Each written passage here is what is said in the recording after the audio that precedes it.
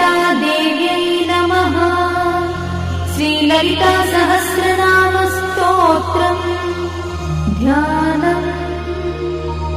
अरुणां करुणातरङ्गिताक्षी द्रुतपाशाङ्कुशपुष्पबाणचापाम् अणिमाधिविरावृतां मयूखैः अहमित्येव विभावये Bhavani.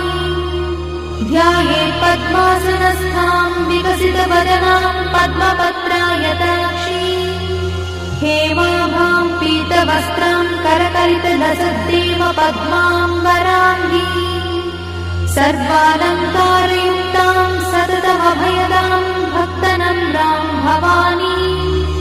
श्रीविद्यां शान्तमूर्तिं सकलसुरन्तां सर्वसम्पत्प्रदात्री